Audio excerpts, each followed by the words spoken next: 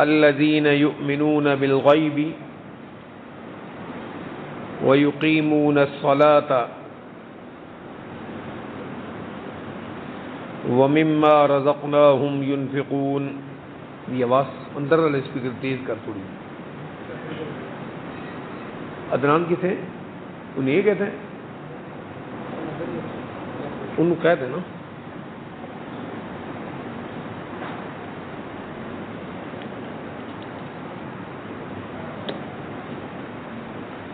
عبادات کی قسمیں چل رہی تھی.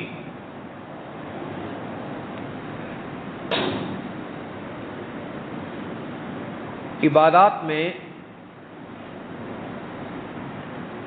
اہم عبادت مالی عبادت ہے. یعنی انسان اپنے مال کے ساتھ اللہ کی عبادت کرے.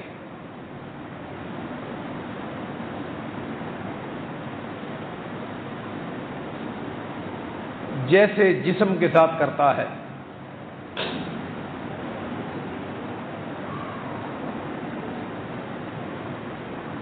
جڑے آواز دینے والے پکھے نے بند کر دے, صرف ایک دو پکھے چلیں دے وچکار.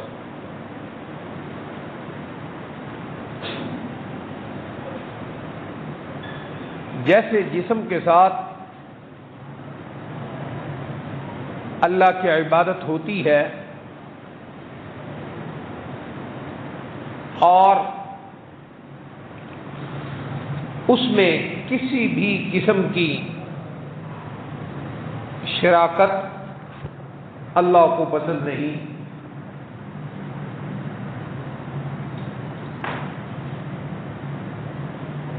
ایسے ہی مال کے ساتھ بھی اللہ کی عبادت ہوتی ہے.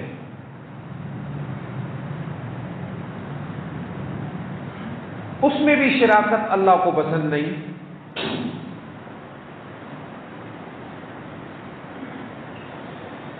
مال کی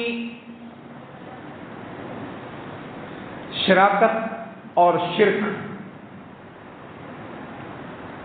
یا بدنی عبادت کا شرک اللہ سبحانہ و تعالی نے اپنی کتاب میں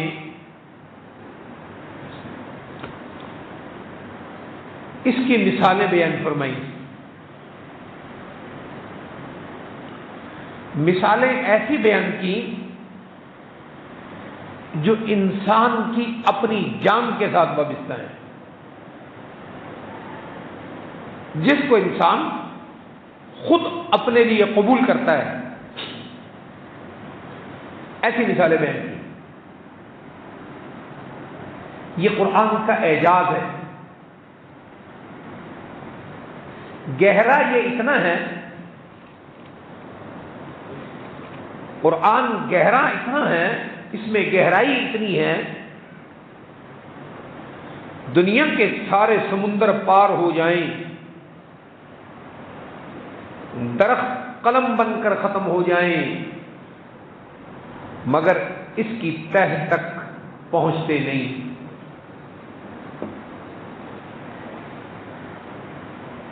یہ بات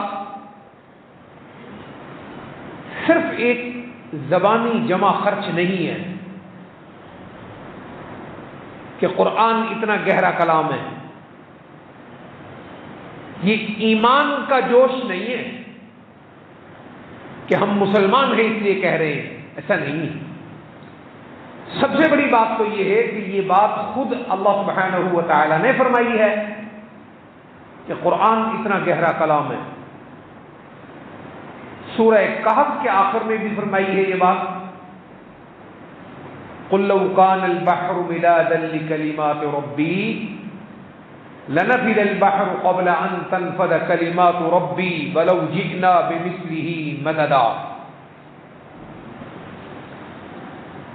اللہ سبحانہ و تعالی نے یہی بات اس سے ذرا مزید وضاحت کے ساتھ سورہ لقمان کے آخر میں بھی فرمائی ہے ولو ان ما فی الارض من شجرۃ اقلام، اقلام قلم کی جمع، والبحر یمد، بحر سمندر، یمد سیاہی. اس آیت کا بھی مفہوم یہی ہے کہ قرآن اتنا گہرا کلام ہے.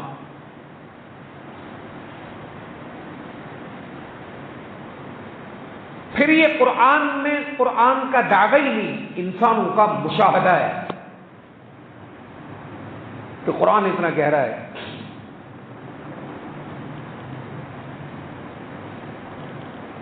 بہرحال اللہ سبحانہ و تعالی نے قرآن میں جو شرک کی مثالیں دی ہیں وہ ایسی دی ہیں جن کو انسانی دماغ اسے قبول کرتا ہے، اور اس میں انسان اپنے لیے کسی شراکت کو برداشت نہیں کرتا. تو اللہ سبحانہ و تعالی اسی چیز میں جس میں انسان اپنے لیے شراکت برداشت نہیں کرتا، اللہ اس میں کسی کا شرک کیسے برداشت فرمائے گا؟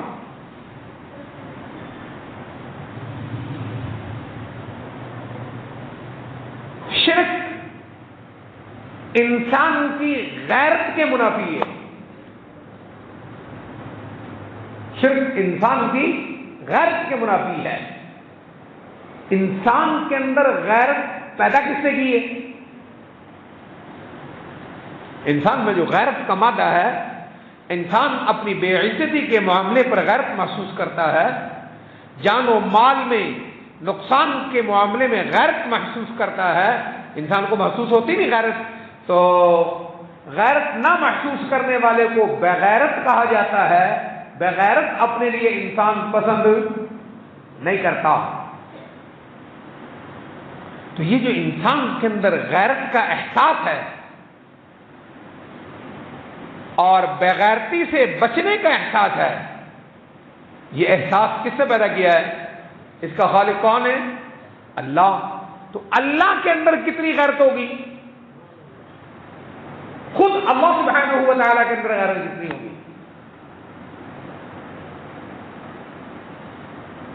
اللہ اکبر. صحیح بخاری میں ایک قصہ آتا ہے، ایک بات آتی ہے. کسی موقع پر حضرت کوئی غیرت سے متعلقہ بات تھی، حضرت سعد نے وہ بات کہی تو آپ صلی اللہ علیہ وسلم نے ارشاد فرمایا، تم سعد کی غیرت میں دیکھتے ہو کیا عام انسان میں کتنی غیرت ہے؟ پھر تم اس سے سوچو عام انسان کے اندر اتنی غیرت ہے تو تمہارے نبی کے اندر غیرت کتنی ہوگی صلی اللہ علیہ وسلم. تمہارے نبی کے اندر غیرت کتنی ہوگی؟ ظاہر ہے. آگے فرمایا للہ اغیر منی، اللہ مجھ سے بھی بڑی غیرت والا ہے. کیوں؟ کہ وہ غیرت کا خالق ہے، پیدا کرنے والا ہے. تو یہ جو مالی شرک ہے، قرآن کہتا ہے کہ یہ اللہ کی غیرت کے خلاف ہے. جی، انسان اپنی غیرت کے خلاف کسی چیز کو برداشت کرتا ہے؟ تو اللہ سبحانہ و تعالیٰ اپنی غیرت کے خلاف کیسے برداشت فرمائیں گے؟ اللہ سبحانہ و تعالیٰ نے دین کے ساتھ ہی، بدنی عبادت کے ساتھ ہی مالی عبادت مقرر فرما دی. مالی عبادت مقرر فرما دی. اللہ اکبر. جیسے بدنی عبادات کی تمام قسمیں کس کے لیے ہیں؟ اللہ کے لیے. عبادت کی تمام قسمیں کس کے لیے؟ اللہ کے لیے. دیکھو یہ ہاتھ اٹھانا، نماز کے شروع میں تکبیر تحریمہ میں ہم ہاتھ اٹھاتے ہیں نا، یہ کیا ہے؟ اللہ کی عبادت ہے، اللہ کی عبادت ہے۔ زبان اور ہاتھ کا اشارہ، یہ دونوں اکٹھے چلتا ہے اور دونوں ہی عبادت ہے۔ فرق کیا ہے؟ جب انسان ہاتھ اٹھاتا ہے، یوں ہاتھ اٹھا کر کیا کہتا ہے؟ اللہ اکبر۔ کیا کہتا ہے جی؟ اللہ اکبر۔ زبان سے اللہ اکبر کہنا یہ قولی عبادت ہے، منہ سے بول کر اللہ کی عبادت ہو رہی ہے، قول کے ساتھ، تلفظ کے ساتھ، لفظ کے ساتھ، زبان کے ساتھ۔ زبانی، قولی، لفظی ایک ہی چیز ہے، یہ اللہ کی عبادت ہو رہی ہے۔ اللہ اکبر کہنا یہ بھی اللہ کی عبادت ہے، اور یہ جب ہاتھ یوں کرتا ہے اشارہ، یہ اللہ کی فعلی عبادت ہے، یہ فعل کے ساتھ ہے۔ زبان سے کہتا ہے اللہ، یہ اللہ ہے۔ زبان سے کہتا ہے اکبر، ہاتھ کا نیچے کرنا اکبر ہے۔ اللہ ساری کائنات کی نفی ہے، اللہ کہنا ساری کائنات کی، ساری کائنات کے تعلق سے انکار ہے۔ اللہ کہنا ساری کائنات میں کسی کے بھی قابل تعظیم ہونے کا انکار ہے۔ اللہ میری نظر میں قابل احترام، میری نظر میں قابل تعظیم، میری نظر میں قابل محبت اللہ، یہ معنی ہے اللہ کا۔ صرف اللہ قابل تعظیم ہے، صرف اللہ قابل محبت ہے، اور کوئی قابل تعظیم اور قابل محبت نہیں ہے کائنات میں، نبیوں سے لے کر عام انسان تک۔ پھر آپ کہیں گے نبیوں کی جو تعظیم ہے، محمد صلی اللہ علیہ وسلم کی عظمت ساری کائنات سے زیادہ ہے، تو بھائی محمد صلی اللہ علیہ وسلم یا تمام انبیاء کی تعظیم اور عظمت اللہ کی وجہ سے۔ بات سمجھنا میری؟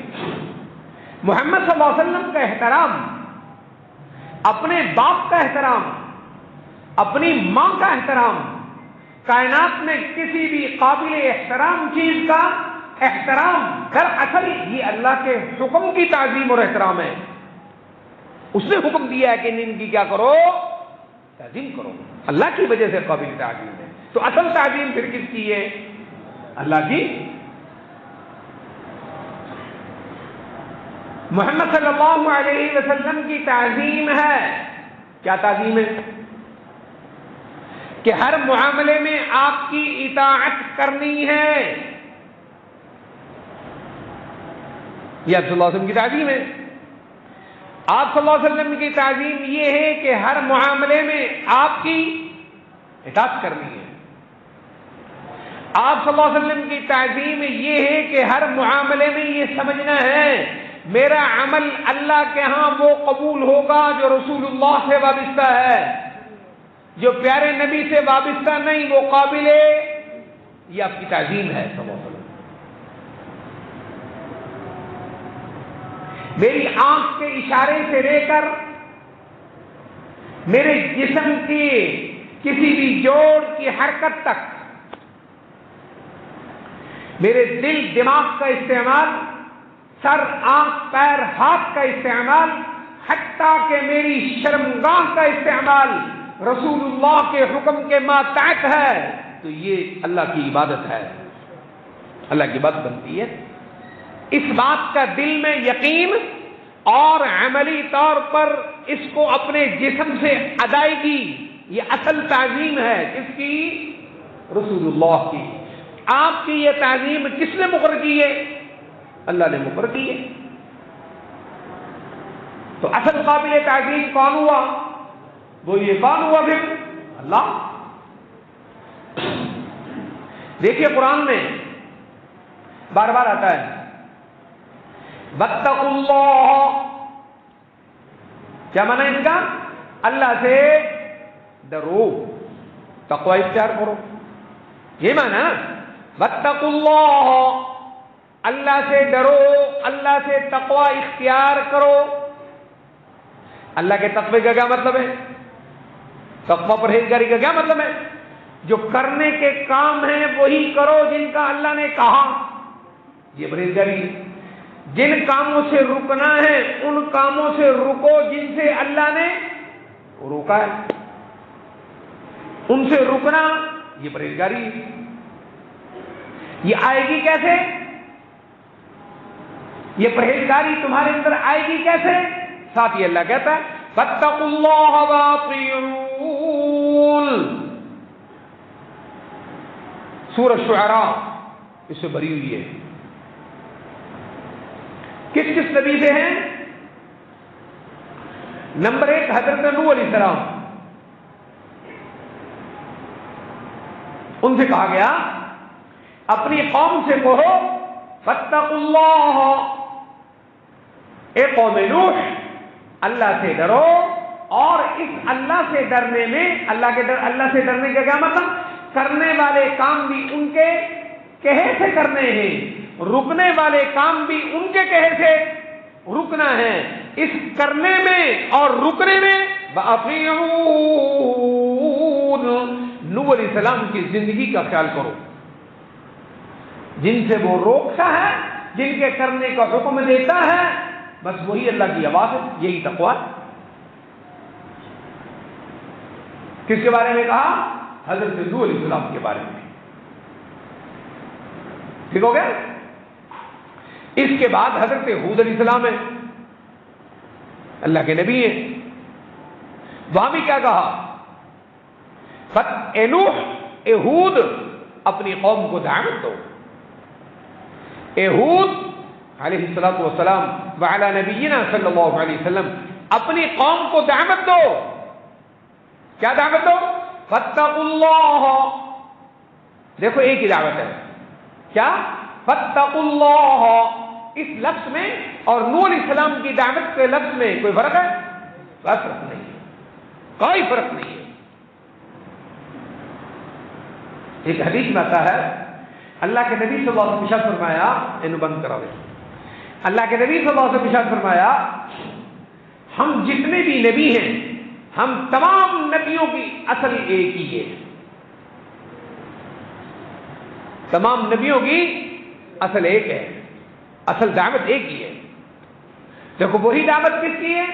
حضرت نوح علیہ السلام کی۔ وہی دعوت کس کی ہے؟ حضرت ہود علیہ السلام کی۔ کیا دعوت ہے؟ فاتقوا اللہ، اے ہود اپنی قوم سے کہو کہ اللہ سے ڈرو، پرہیزگاری اختیار کرو۔ وہ پرہیزگاری کیا ہے؟ وہی بات ہے، کرنے کے کام جن کا حکم دیا گیا ہے ان کو کرنا ہے، جن سے روکا گیا ہے ان سے رکنا ہے۔ جس کام کا حکم نہیں دیا گیا ہے اس کو عبادت نہیں سمجھنا ہے۔ عبادت وہی ہے جس کا ہم نے حکم دیا ہے، عبادت وہ ہے۔ لیکن جس کام کو تم نے کرنا ہے وہ عبادت ہے، جس کام سے بچنا اور رکنا ہے وہ بھی عبادت ہے۔ اس میں خیال کس کا کرنا ہے؟ وَأَطِيعُونَ، ہود علیہ السلام کی بات ماننی ہے۔ یہ جو کچھ کہتے ہیں ان کے پیچھے پیچھے کرتے آؤ، وَأَطِيعُونَ، ہود علیہ السلام کے پیچھے چلے آؤ۔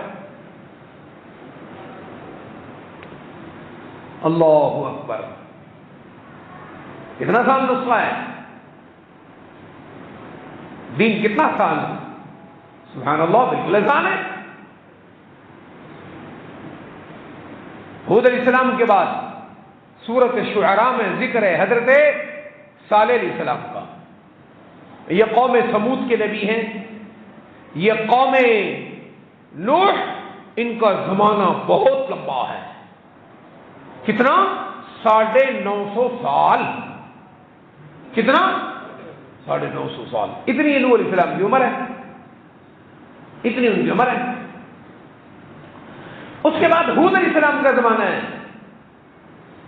زمانہ چھوٹا ہے زمانہ ان کا چھوٹا ہے، قوت قوم کی بہت بڑی ہے،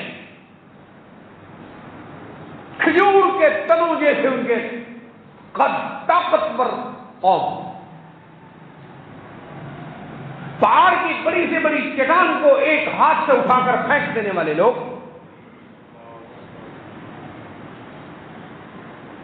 طاقت میں بڑا کمال تھا، اور وہ کہا کرتے تھے من اشد منا قوة، من اشد منا قوة، ہم سے بڑی طاقت کس کی ہے؟ کیا کہتے تھے وہ؟ من اشد منا قوة، ہم سے بڑی طاقت کسی کی نہیں ہے۔ اللہ نے کہا نہیں، تم سے کہیں بھول ہو رہی ہے، جس نے تمہیں پیدا کیا ہے اس کی طاقت تم سے بڑی ہے، تم یہ بھول رہے ہو۔ حود علیہ السلام نے یہ سبق یاد دلایا۔ انہوں نے کیا کہا؟ یہ کیا بات ہوئی؟ ہم ایک آدمی کی جو ہم میں سے ہی ہے اس کی بات مانیں؟ کیوں؟ یہ کون ہوتا ہے جو ہم اس کی مانیں؟ اللہ نے کہا ساری کائنات کا پیدائشی مقصد کیا ہے؟ مجھ تک پہنچنا۔ ہر انسان کا مقصد کیا ہے؟ اللہ تک پہنچنا۔ وما خلقت الجن والانس الا ليعبدون، ہر انسان، جن ہو یا انسان ہو، اس کا مقصد مجھ تک پہنچنا ہے۔ ما اريد منهم من رزق وما اريد ان يطعمون، کسی انسان کو اس لیے نہیں پیدا کیا گیا کہ وہ روٹیاں اکٹھی کرے، روٹیاں اکٹھی کرنے کے لیے کسی کو پیدا نہیں کیا۔ ان اللہ هو الرزاق، روٹی دینے کا ٹھیکہ میرا ہے، روٹی کا ٹھیکیدار میں ہوں، روٹی کا ذمہ دار میں ہوں۔ کسی انسان کو اس مقصد کے لیے پیدا نہیں کیا گیا کہ وہ اپنے جسم و جان کو دنیا کے دھندے میں کھپا دے، یہ میری ذمہ داری ہے۔ وما خلقت الجن والانس الا ليعبدون، انسان اور جن اس لیے پیدا ہوئے ہیں کہ وہ میرا بندہ بنے۔ کیا بنے؟ میرا بندہ بنے۔ اس لیے نہیں ہوئے ما اريد منهم من رزق وما اريد ان يطعمون، اس لیے نہیں کہ وہ روٹیاں کمائے، آپ بھی کھائے اور مجھے بھی کھلائے، میں کھانے سے پاک ہوں، میں کھانے کو تم سے مانگتا نہیں، اور جو تمہاری روٹی ہے ان اللہ هو الرزاق، اپنی روٹی کا ٹھیکیدار تو نہیں ہے، تیری روٹی کا ٹھیکیدار میں ہوں۔ ان اللہ هو الرزاق۔ اچھا، پھر بڑی عجیب بات ہے، اللہ اکبر، یہ نہیں کہا کہ انسان کی روٹی کا میں ٹھیکیدار ہوں۔ بات انسانوں کی ہو رہی ہے، بات انسان اور جن کی ہو رہی ہے۔ وما خلقت الجن والانس، بات کس کی ہے؟ جن کی اور انسان کی۔ اور جب رزق کی ٹھیکے کی باری آتی ہے، رزق کی ذمہ داری کی، وہاں جن و انسان کا نام نہیں ہے، وہاں کیا ہے؟ ان اللہ ہوا۔ یہ ہوا بڑا خطرناک ہوتا ہے۔ قرآن کا ہوا، لا الہ کا لا ایک ہی چیز ہے۔ قرآن کا ہوا اور لا الہ کا لا ایک ہی چیز ہے۔ سبحان اللہ۔ ان اللہ ہوا، کیا معنی اس ہوا کا؟ سبحان اللہ، ہوا کا معنی کیا بتائیں؟ یہاں اس آیت میں ان اللہ ہوا، دکان رزق دکان میں رزق نہیں ہے، ہوا۔ ان اللہ ہوا، فیکٹری میں نہیں ہے، یہ ہوا کا معنی ہے۔ ان اللہ ہوا، سبحان اللہ، بھینسوں میں نہیں ہے، بھٹے میں نہیں ہے، دنیا کے کسی بھی کام میں نہیں ہے۔ ان اللہ ہوا، وہاں ہے، ہوا کا مطلب وہاں ہے، باقی ساری چیزوں کی نفی ہے، ہوا کا مطلب یہ ہے۔ دیکھو کیسا آیا ہوا، غور کیجیے ذرا، تھوڑا سمجھو کرنا ذرا اس پر۔ یہاں کیا ہے؟ ان اللہ ہوا، رزق کے معاملے میں ہوا ہے نا۔ اب دیکھو اللہ کی توحید کے بارے میں، قل هو اللہ احد، وہاں بھی کیا ہے؟ ہوا، وہاں ہوا اللہ، کیا مانا؟ اللہ ایک ہے کہ کوئی اور بھی ہے؟ ہوا، اس کے سوا کوئی اللہ۔ ان اللہ ہوا، وہی ہوا یہاں ہے، اس کے سوا کسی بھی چیز میں، سبب میں، وسیلے میں، ذریعے میں کہیں بھی رزق نہیں ہے۔ یہ ان اللہ ہوا کہیں بھی نہیں ہے، دروازہ کھول دیں، کہیں بھی نہیں ہے۔ اور ہم مار کس میں کھاتے ہیں؟ اسی میں۔ اب سمجھو قرآن کیا کہتا ہے، غور کیجیے ذرا۔ مالی عبادت، توجہ کیجیے ان اللہ ہوا پر، مالی عبادت، بدنی عبادت، بدن کے کسی معاملے میں اس سے شروع ہوتی ہے نماز۔ ہماری نمازوں میں، سب عبادات میں سب سے بڑی عبادت کیا ہے بھائی؟ یہاں سے جو ہاتھ سے شروع ہوتی ہے، اس ہاتھ کی حرکت میں اللہ کے سوا کسی اور کے لیے حرکت دیتا ہے، یہ کیا کہلاتا ہے؟ کیونکہ ہاتھ اٹھانا کس کے لیے عبادت ہے؟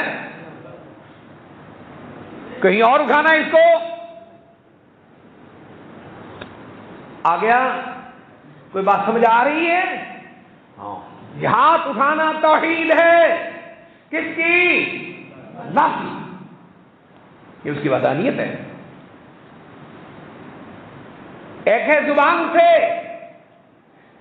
سے اللہ، ہاتھ سے اللہ اکبر، اللہ کی بڑائی کا ثبوت ہے، ہاتھ نیچے کیا ہے، ساری کائنات دبا ہو گئی، ایک اللہ کو باندھ لیا میں نے،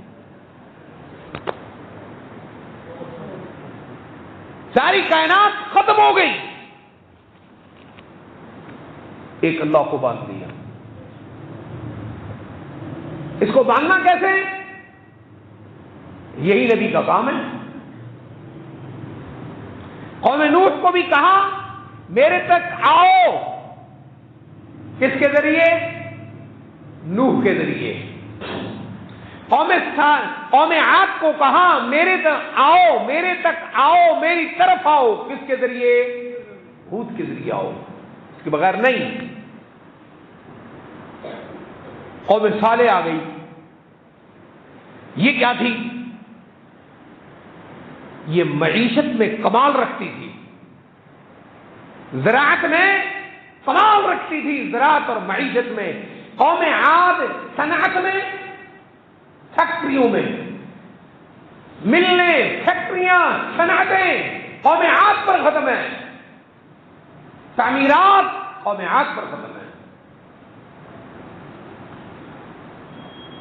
جی کذبت عاد المرسلین، غور کیجیے، اذ قال لهم اخوهم هود الا تتقون انی لکم رسول امین فاتقوا اللہ، سبحان اللہ، فاتقوا اللہ، صرف اللہ نہیں، صرف اللہ نہیں، فاتقوا اللہ واطیعون، ڈرنا اللہ سے، کرنا اللہ کے کہے پر، رکنا بھی اللہ کے کہے پر، لیکن ڈرنے، رکنے، کرنے میں دیکھنا ہے، حضرت ہود کو دیکھنا ہے، جو کرتے ہیں کرتے جاؤ، جو نہیں کرتے نہ کرو۔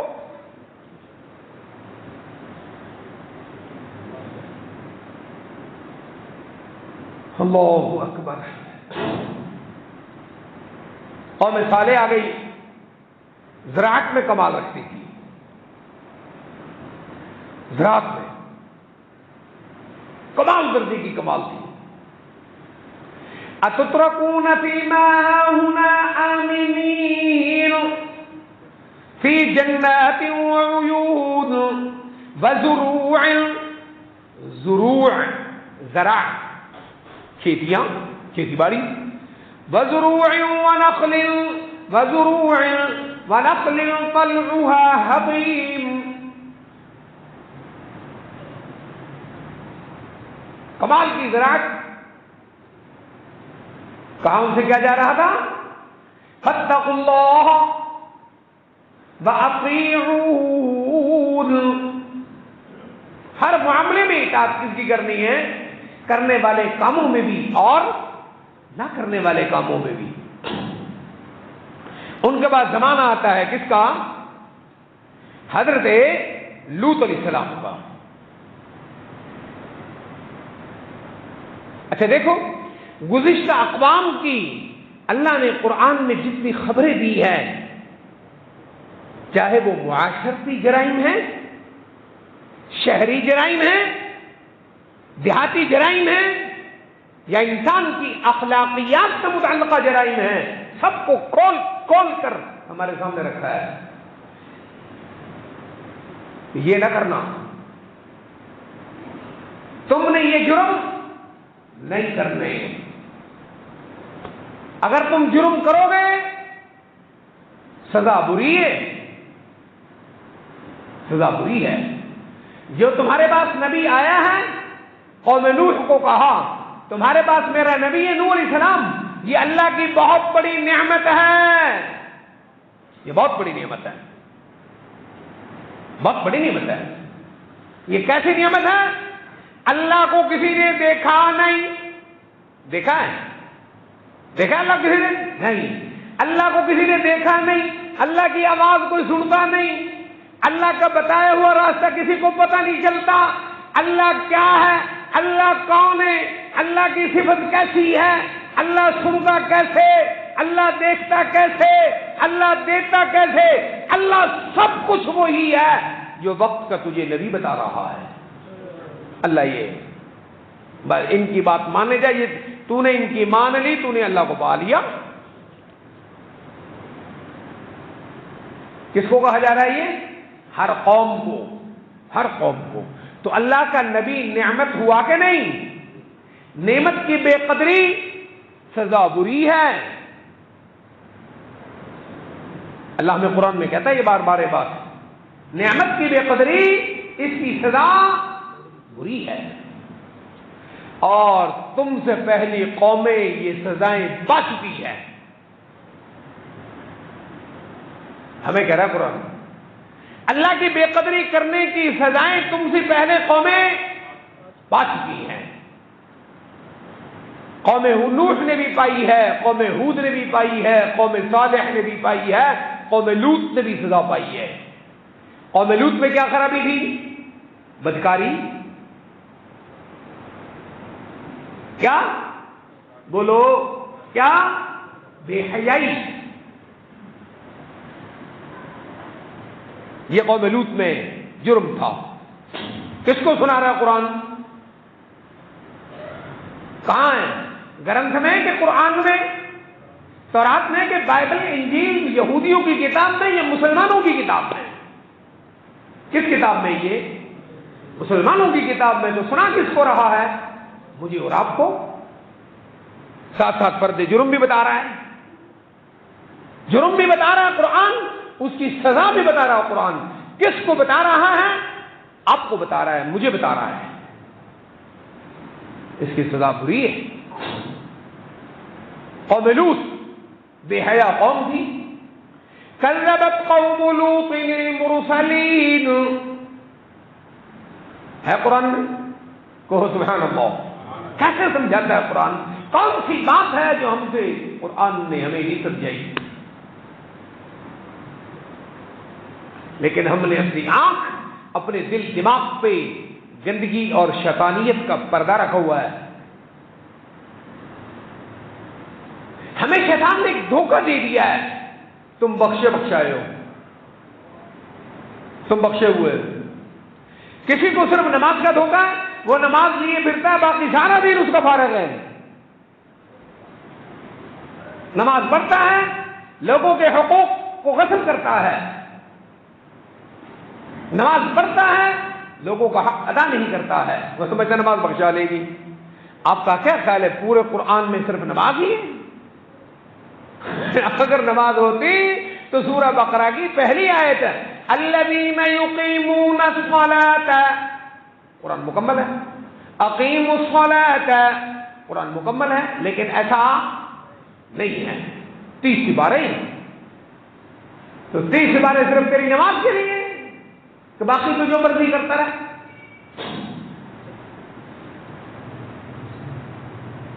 اس کے لیے تھوڑا ہے کو اللہ ہمیں ہدایت عطا فرمائے، اور ہدایت کے ساتھ اللہ کریم ہمیں شرم و حیا بھی عطا فرمائے، اور شیطان کے دھوکے سے اللہ میں نکال دے۔ ہم شیطان کے دھوکے میں، اللہ نے ہمیں کہا ہے قرآن میں، پہلی قوموں کی بربادی کی وجہ یہ کہ ان کا دوست شیطان بن گیا تھا، سورہ نحل میں ہے یہ۔ پہلی قوموں کی تباہی کی بنیاد کیا ہے؟ ان کا دوست کون بن گیا؟ فَهُوَ وَلِيُّهُمُ الْيَوْمَ، فَهُوَ وَلِيُّهُمُ الْيَوْمَ، اے میرے محبوب آپ کی امت کا دوست بھی وہ شیطان بن رہا ہے، ابھی تو کافروں کا بنا ہے، صحابہ میں اس کو گنجائش نہیں مل رہی، آگے دیکھیے کیا ہوتا ہے۔ فَهُوَ وَلِيُّهُمُ الْيَوْمَ، اور جو شیطان کی دوستی کرے گا وَلَهُمْ عَذَابٌ عَلِيمٌ، میری سزا بڑی دردناک ہوگی، بڑی دردناک سزا ہے۔ کس کو سنا رہا ہے؟ مجھے اور آپ کو بھائی۔ ہے جو قرآن کی آیت ہمیں جھنجھوڑتی، آپ نے کبھی سوچا ہے ہم ایمان کی سطح سے کس گہرائی میں گر چکے ہیں؟ ہم پہ قرآن اثر نہیں کرتا، کمال ہو گئی، ہم پر قرآن اثر نہیں کرتا، اللہ اکبر، تیرے پر رسول اللہ کی سنت اثر نہیں کرتی، کون سی چیز تجھے مسلمان کرے گی؟ اگر تیرے اوپر قرآن اثر نہیں کرتا، تیرے اوپر رسول اللہ کی سنت اثر نہیں رکھتی، تیری ہدایت کہاں ہے؟ کہاں سے ہدایت دے گا؟ اللہ تو خود قرآن میں کہتا ہے فَبِأَيِّ حَدِيثٍ بَعْدَ اللَّهِ وَآيَاتِهِ يُؤْمِنُونَ، فَبِأَيِّ حَدِيثٍ، کون سی بات ہے، وہ کون سی نصیحت ہے، وہ کون سی تسبیح ہے، وہ کون سا ذکر ہے، بعد اللہ و آیاتی، اللہ نے تیری نصیحت ہدایت کے لیے قرآن دیا، یہ تیرے اوپر اثر نہیں کرتا، فبأي حدیث، وہ کون سی بات ہے جو تیرے اوپر اثر کرے گی؟ یہ کس کو کہہ رہا ہے قرآن؟ کافروں کو۔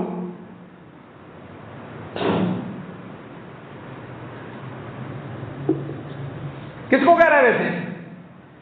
جو یہ سمجھتا ہے کہ قرآن مجھے کہہ رہا ہے، مدرا ایک دفعہ ہاتھ کھڑا کرے کہ مجھے کہہ رہا ہے نا، سب کو ہی کہہ رہا ہے، سب نہیں ہاتھ کھڑے کہ میں نے بھی کیے، مجھے سب سے پہلے کہہ رہا ہے، تو ہم پہ اس کا اثر کیا ہے؟ کیا اثر ہے؟ اللہ اکبر، انا للہ و انا الیہ راجعون، خدا کی قسم حقیقت میں یہ موت ہے کہ ہم پہ قرآن اثر نہیں کرتا، یہ موت ہے۔ ہاں ذرا غور کرو قرآن پہ، ان المتقین فی ظلال وعیون، ہاں روز لچھے دار تقریریں سنتے ہو، کبھی کبھی قرآن کی یہ بھی سنو. رنگ ہے نا قرآن کا ایک. ان المتقین فی ظلال وعیون وفواکہ مما یشتہون. آگے کلوا واشربوا ہنیئا بما کنتم تعملون انا کذالک نجزی المحسنین. کان کھولنا ذرا، کھولیں اپنے کان، کھولو اچھے طریقے سے کان. کان کون سے؟ نہیں چھج، اور چھج نہیں، ادھر اندر کان نے یہاں وہ کھلنا چاہیے. اب سن ذرا کیا کہہ رہا قرآن. تیرا دھوکہ قرآن صاف کرتا جاتا ہے. کاش اس دھوکے سے نکلے. کیا کہا؟ یہ سورہ مرسلات کی آخری آیت ہے، آخری رکوع ہے 29 پارے کا، گھر جا کے پڑھنا. کیا کہہ رہا ہے؟ ان المتقین، کیا کہا ہے؟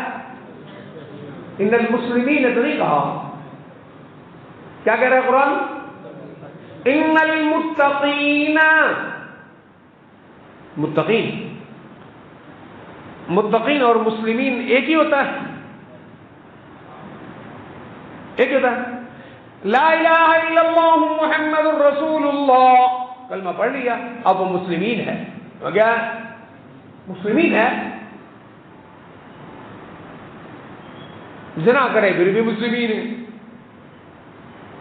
جو جرم کر لے وہ کیا ہے؟ مسلمین ہے. لیکن اس کو اللہ کا تعلق بھی نصیب ہے. کیا خیال ہے؟ کوئی تعلق نہیں. تعلق کیا ہے اس کا؟ تعلق قرآن سن. بئس الاسم الفسوق. ہاں یہ جاگ سونے والے طرح جاگ جائیں. بئس الاسم الفسوق. آگے بعد الایمان. سن لیا اپنے قرآن کے؟ بئس انتہائی بدترین بات ہے، انتہائی بدترین بات ہے. بدترین، انتہائی بدترین انسان ہے، بدترین بات ہے. الاسم، اسم کا معنی نام، اسم کا معنی کیا ہے؟ الفسوق، فاسق. کس کو کہتے ہیں فاسق؟ فاسق و فاجر. اچھے انسان کو کہتے ہیں کہ برے کو کہتے ہیں؟ فاسق اور فاجر. بعد الایمان، بعد الایمان کا کیا معنی ہے؟ ایمان کے بعد. یہ دیکھو ذرا قرآن پاک میں سورہ حجرات آیت نمبر 7 کہتا کیا ہے قرآن؟ توجہ کیجیے ذرا، پوری بات کیا کہہ رہا ہے. وَاعْلَمُوا أَنَّ فِيكُمْ رَسُولَ اللَّهِ. وَاعْلَمُوا، مسلمانوں کان کھول کر سنو. کیا کہہ رہا ہے قرآن؟ کن کو کہہ رہا ہے؟ نہ ہندوؤں کو. کن کو کہہ رہا ہے؟ ہندوؤں کو نہیں. کس کو؟ مسلمان کون ہے وہ؟ میں اور آپ. کیا کہہ رہا ہے؟ وَاعْلَمُوا، کان کھول کر سنو. ان فیکم رسول اللہ، تمہیں ہم نے محمد جیسا رسول دیا ہے، وہ تمہارے اندر موجود ہے، ہر حال میں موجود ہے، آج بھی موجود ہے. تمہارے اندر محمد صلی اللہ علیہ وسلم اللہ کے رسول موجود ہیں. جو شرک کا مارا ہوا ذہن ہے، شرک اور قبر پرستی کی گندگی کا مارا ہوا ذہن ہے، وہ آیت میں جھوٹ بولتا ہے. وہ کہتا ہے اس کا مطلب یہ ہے کہ آپ صلی اللہ علیہ وسلم حاضر ناظر ہیں. ایک گندے جو قرآن کے نام پر تم امت کو دے رہے ہو، یہ گندگی اور جھوٹ ہے جو قرآن کے نام پر تم امت کو دے رہے ہو. نہیں، ہر وقت، ہر جگہ، ہر لمحے، ہر کسی کے ساتھ کون ہے؟ اللہ ہے، نبی نہیں. اگر محمد صلی اللہ علیہ وسلم موجود ہو تو کوئی دنیا میں اس آیت کو قرآن میں سچا نہیں کر سکتا. ما يكون من نجوى ثلاثة إلا هو رابعهم ولا خمسة إلا هو سادسهم ولا أدنى من ذلك ولا أكثر إلا هو معهم أينما كانوا. اگر ہر جگہ پر محمد صلی اللہ علیہ وسلم موجود ہیں تو قرآن کی یہ آیت پھر جھوٹی ہے، پھر قرآن نہیں ہے. جبکہ قرآن کیا ہے؟ سچا ہے. قرآن کی آیت سچی جو تم عقیدہ دے رہے ہو کہ نبی ہر جگہ پہ موجود ہے، یہ جھوٹا ایک کوڑ جو قرآن کے نام پر تم بول رہے ہو. آیت کا یہ مطلب نہیں ہے. اللہ اکبر. کیا کہہ رہا ہے قرآن ہمیں؟ وَاعْلَمُوا أَنَّ فِيكُمْ رَسُولَ اللَّهِ، تمہارے اندر اللہ کا رسول موجود ہے. کیسے موجود ہے؟ قرآن سے پوچھتے کیسے موجود ہے؟ قرآن کی سمجھائی بات سچی یا عبدالحق کی بات سمجھائی سچی؟ بولو. ہاں سنتا پہ نہیں تو درود پاک پڑھ نہ جا پھر پڑھ درود پاک ایک باری. تو جتنا درود اچھا پڑھے گا قرآن کی آیت جلدی مل جائے گی.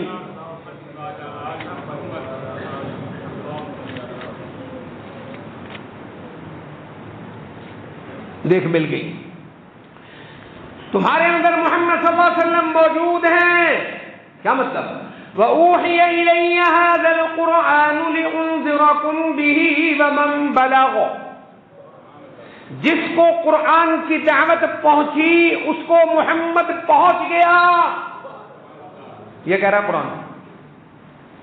سورہ انعام آیت نمبر سورہ انعام آیت نمبر 19. وَأُوحِيَ إِلَيَّ هَذَا الْقُرْآنُ لِأُنذِرَكُمْ بِهِ وَمَنْ بَلَغَ. قیامت تک جس کو قرآن پہنچے اس کو رسول اللہ کی دعوت پہنچ گئی. یہ مطلب ہے اس کا. اب کہتا ہے قرآن. اب سمجھو. وَاعْلَمُوا أَنَّ فِيكُمْ رَسُولَ اللَّهِ. مسلمانوں کان کھول کر سنو، ہر وقت تمہارے اندر اللہ کے نبی محمد صلی اللہ علیہ وسلم کی سنت، تمہارے اندر دین تمہارے اندر موجود ہے. تمہارے اندر موجود ہے. تمہارا کام کیا ہے؟ ایمان میں، کسی ایمان قبول کرنے میں، دل کو ایمان کی رنگینیوں کے اندر مزین کرنے میں. اگر کوئی اپنے دل کو ایمان کا میک اپ کرنا چاہتا ہے، اللہ اکبر، اپنے ایمان کو عمل کے ساتھ خوبصورت کرنے میں کس کی اطاعت کرنی ہے؟ محمد صلی اللہ علیہ وسلم. اس سے نہیں ہٹنا. اس سے نہیں ہٹنا. اس سے ہٹنا کفر ہے اور اس سے ہٹنا فسوق اور نافرمانی ہے. ابھی ہم نے پڑھا ہے الفسوق. ابھی ایک لمحہ انتظار ذرا دیکھیے. وَاعْلَمُوا أَنَّ فِيكُمْ رَسُولَ اللَّهِ لَوْ يُطِيعُكُمْ فِي كَثِيرٍ مِّنَ الْأَمْرِ لَعَنِتُّمْ وَلَكِنَّ اللَّهَ حَبَّبَ إِلَيْكُمُ الْإِيمَانَ. اللہ نے تمہارے لیے پسندیدہ چیز کس کو قرار دیا ہے؟ ایمان کو. وَكَرَّهَ إِلَيْكُمُ الْكُفْرَ وَالْفُسُوقَ وَالْعِصْيَانَ. اللہ نے تمہارے لیے پسند نہیں کیا کفر کو، نافرمانی کو اور گناہ کو. اللہ نے اس کو پسند. اب سنو. بئس الاسم الفسوق بعد الایمان. ایک بندہ مسلمان ہو، دنیا میں سب سے بڑی اور بری بات یہ ہے. کیا جی؟ ہاں، سب سے بڑی بری بات یہ ہے کہ تم مسلمان ہو، ایک بندہ مومن ہو، لا الہ الا اللہ محمد الرسول اللہ کا کلمہ پڑھتا ہو اور اس کے اعمال نامے میں فرشتے نے لکھا ہو یہ گنہگار ہے. یہ سب سے بڑی بری بات ہے. نہیں سمجھے؟ اللہ کیا کہتا ہے؟ سب سے بڑی بری بات کیا ہے؟ کہ تم کیا ہو؟ مسلمان. اور پھر فرشتے نے تمہارے عمل نامے میں لکھا ہو کہ یہ کیا ہے؟ یہ گنہگار ہے. بئس الاسم الفسوق بعد الایمان. تمہارے مسلمان ہونے کے بعد، ایمان قبول کرنے کے بعد تیرے نام کے ساتھ گناہ لکھا ہو، یہ بہت بری بات ہے. یہ بہت بری بات ہے. کون کہہ رہا ہے؟ بولو. آج بھی بولتا ہے اس واسطے کہ قرآن تیرے اور میرے گند کو کھیڑ رہا ہے. ہم نے اپنی ڈگر چھوڑنی، تسبیح پاویں ٹائی، 100 دانے بھی پڑھ لوا، لیکن بدماشی سے بعد تو بولے گا کیوں؟ اگلی بات کہہ دوں، یہاں یہ جو قرآن کہہ رہا ہے کہ مسلمان ہونے کے بعد تیرے نام کے ساتھ گنہگار ہونا لکھا ہو، یہ بہت بری. یہ زنا کے بارے میں نہیں کہہ رہا. آپ سمجھی شاید زنا کے بارے میں کہہ رہا ہے. قتل کے بارے میں، شرک کے بارے میں، اور کسی بڑے گناہ کے بارے میں نہیں کہہ رہا. مسلمان ہونے کے بعد چھوٹی سی بات کے بارے میں قرآن کہہ رہا ہے. وہ کیا ہو سکتا ہے؟ چھوٹا سا گناہ بڑا ہے. جس کو اللہ نے گناہ کہا، جو اللہ کی نافرمانی، وہ بڑا ہے. لیکن ہماری نظر میں اس گناہ کی اہمیت نہیں. کس گناہ کے بارے میں یہ بات کر رہا ہے؟ کہ ایک مسلمان دوسرے مسلمان کو غلط لقب سے پکارے، پٹھے نام سے بولے. اس کو کہہ رہا ہے قرآن. نہیں سمجھے؟ کس گناہ کی بات کر رہا ہے قرآن؟ ذرا زور سے بولو. کس کی بات کر رہا ہے؟ زنا، چوری، قتل کی نہیں، بلکہ کس گناہ کی بات کر رہا ہے؟ کسی مسلمان کا کیا لینا؟ اٹھا نام لینا. تو زنا تو میرے خیال میں پھر اس سے چھوٹا گناہ ہے نا. شراب پینا وہ بھی سے چھوٹا ہے. قتل کرنا، چوری، ڈکیتی، جھوٹ، غیبت، چغلی، شراب نوشی، نماز کا چھوڑنا، روزے کا چھوڑنا، حج و زکات کا چھوڑنا، تمام احکامات اسلامیہ کو توڑنا، خدا کے دین کی توہین کرنا، مسجد کی توہین کرنا، علماء کے علم والوں کی توہین کرنا، قرآن والوں کی بےزتیاں کرنا، خدا کے نام کے ساتھ بغاوتیں کرنا، یہ تو میرے خیال میں چھوٹے چھوٹے گناہ ہے نا. قرآن تو بہت بڑے گناہ کی بات کر رہا ہے جس سے بچنا مشکل ہے. کون سا گناہ ہے بھائی وہ؟ کسی کا کیا لینا؟ بولو کیا لینا؟ اس کو قرآن کہہ رہا ہے بئس الاسم الفسوق بعد الایمان.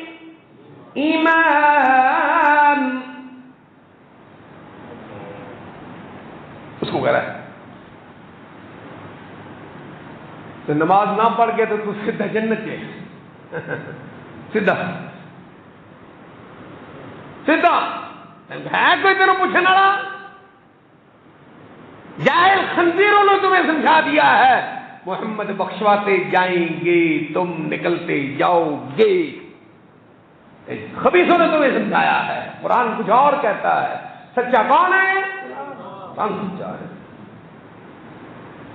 بئس الاسم الفسوق بعد الایمان. آگے سن. ومن لم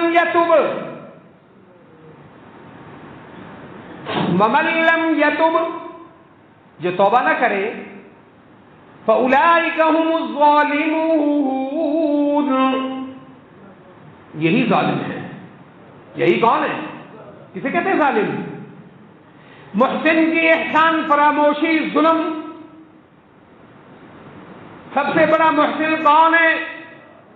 اللہ نے تجھے پیدا کیا، تو اس کی مانتا نہیں. فاولئک هم الظالمون. اللہ نے تجھ پر وحدانیت کو مقرر کیا، اپنی توحید سمجھائی، پھر تو بزرگوں کی قبروں پہ گندگیاں کھاتا ہے.